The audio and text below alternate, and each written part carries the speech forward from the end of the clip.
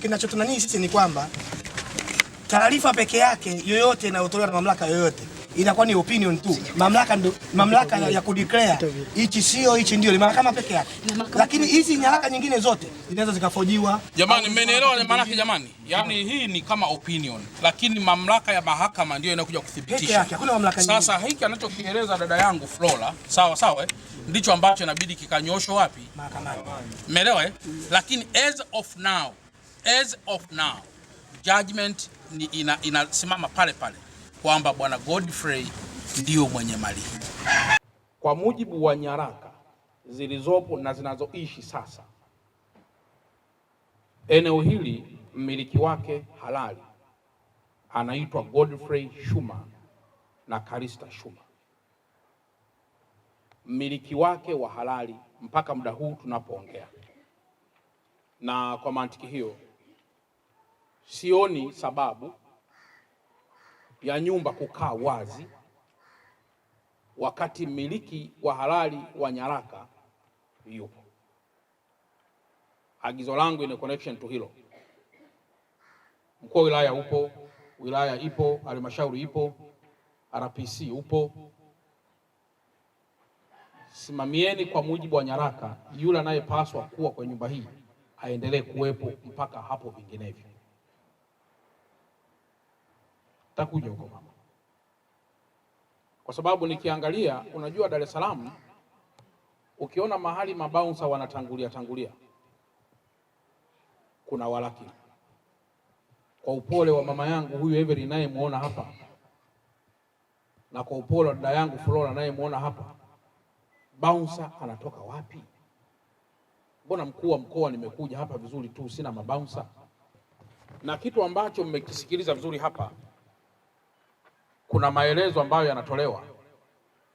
Benki inayotamkwa ambayo hati yake ilikuwa huko, narudia mbele ya vyombo hivi, sio benki ya kihuni, sio benki ya kitapeli, ni reputable financial institution, ni benki inayoheshimika na ambayo, ndugu waandishi wa habari, jambo lolote kwa ridhaa ya kisheria litakapotolewa, taarifa zote tangu kuanzishwa kwake kwa benki, taarifa zile tunaziona. Sasa hapa hatumshurutishi mtu yoyote, ila tunatafsiri, tunafanya interpretation ya judgment ambazo zimekwisha tokea.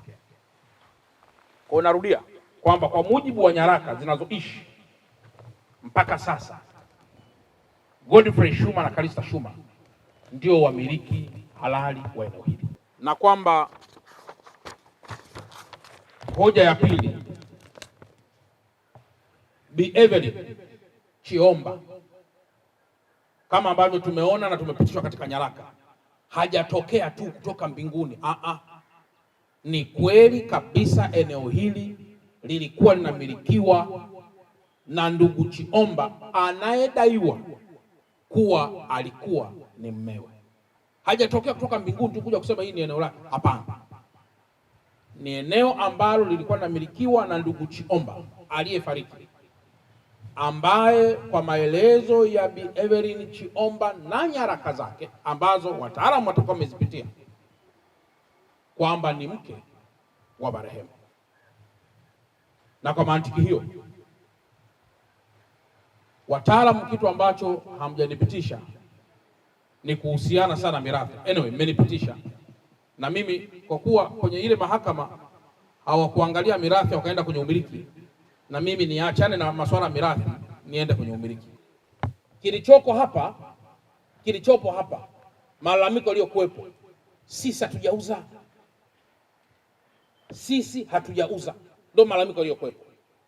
Lakini benki kwenyewe ili discharge hiyo hati, na kama ili discharge hiyo hati, maelezo yaliyopo ni kwamba mama hakupewa hiyo hati yeye. Sasa swali, inawezekana mzee mwenyewe kwa mujibu wa taratibu na sheria ndio alipewa. Kama kulikuwa kuna kiwango cha utapeli na rushwa miaka 1980-95, inawezekana labda kilikuwepo, lakini pengine kisiwe katika hali hiyo ambayo unaweza ukaitilia mashaka benki. Kwa kuwa msajili wa ardhi yuko hapa, msajili yuko hapa na yuko chini pia ya mamlaka hiyo ya ardhi, jitahidini kama mnavyofanya sasa kutunza nyaraka zinazoweza kuishi hata zaidi ya miaka 100. Kwenye ulimwengu wa sayansi na teknolojia tunashindana mahali padogo sana. Kwenye teknolojia inaishi. Halafu jambo jingine, kwa kuwa kuna utata wa majina kati ya mmoja uliojitokeza katika nyaraka Bi Flora, na ielekeza mamlaka sasa inipe clearance of doubt ya utofauti wa majina kati ya yale majina yaliyotajwa ambayo nilikwisha tolewa ufafanuzi awali. Jina lililopo kwenye NIDA, jina lililopewa power of attorney, jina ambalo limekuja kuonekana huku kama mtoto wa marehemu. Kwa nini hilo lina umuhimu? Naweza nikawa na deal na Flora kama mtoto wa marehemu kwa mujibu wa maandishi yangu hapa, akatokea sasa mwenyewe anaitwa Flora Chiomba ambaye ndio mtoto wa marehemu. Jeshi la polisi pamoja na familia ya Bi Evelyn pamoja na familia ya ndugu yangu ya mzee wetu Godfrey Shuma, hitimisheni kwa furaha kabisa, wala sitaki kusikia makelele aina yote. Na kama kutakuwa kuna makelele, RPC ninakuruhusu ukamate wote ambao watakuwa wanaendelea na mwendelezo huo wa ukaidi, wakapumzike ndani na kuwashtaki kwa kuwa ni kielelezo kichafu cha kuendelea kuchafua amani ya taifa letu.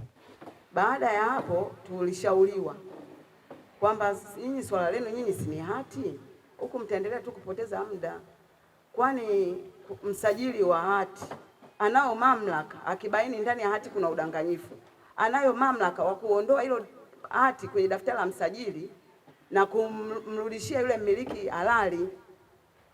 Kwa hiyo rudini wizarani, ndio tukaanza mchakato wa kurudi wizarani. Ikafanyika transfer. Mheshimiwa Rasi, hakuna mawasiliano yoyote ambayo yapo kwa mujibu wa sheria kati ya mkopaji na sisi.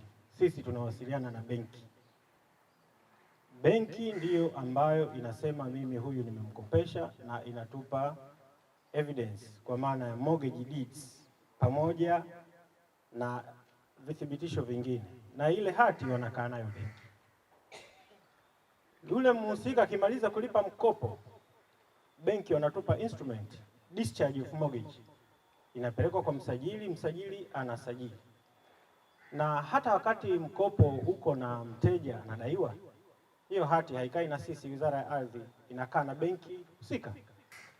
Ingawa kulikuwa na madai ya kugushi, mahakama zenye mamlaka, yaani mahakama ya wilaya, mahakama kuu na mahakama ya rufani, hazikuthibitisha madai hayo kwa kiwango cha kubatilisha usajili. Hivyo kisheria usajili unaendelea kuwa halali.